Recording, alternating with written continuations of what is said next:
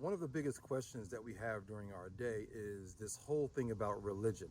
And the truth of the matter is, I don't believe that God ever desired for us to have a religion. And I'll explain that.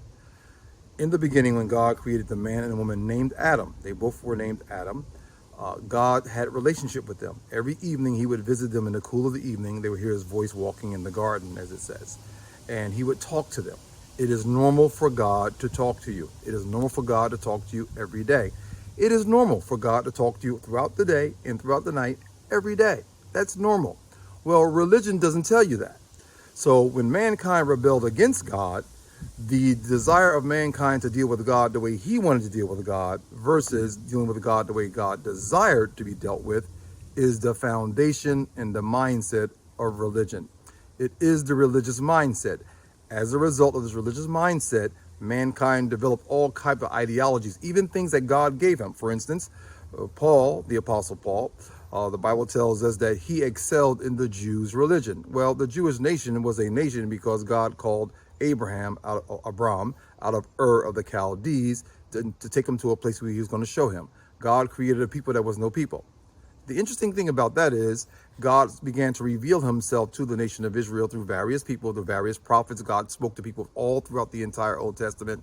He began to speak to the Apostle Paul in the New Testament. However, the Apostle Paul, before he was the Apostle Paul, was Saul of Tarsus, who went about killing believers. Well, he killed believers because he excelled in the Jews' religion. Religion put him in direct competition, in direct opposition to God's will. And so please understand this. God does not desire you to have a religion. God desires a personal relationship with you. He desires it more than you ever could imagine. And most people think that God is aloof and God is distant, but he's not.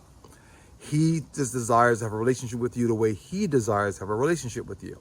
Let me give you an example of that.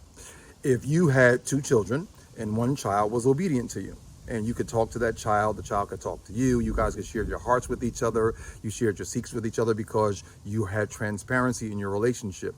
You had a strong relationship. And then you have another child.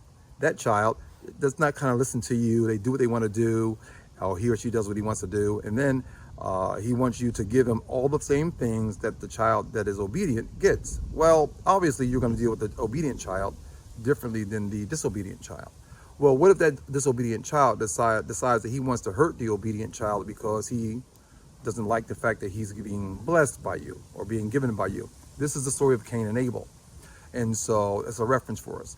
So God desires for you to have a relationship with him, and you, right now, where you are, if you desire to have that relationship, all you have to do is be sincere and go to him and tell him you desire a relationship with him, and he will speak to you, he will communicate with you, he will grant you the desires of your heart, because your desires of your heart are the desires of his heart. And that is a personal and intimate relationship between you and the true and living God, the creator of all things.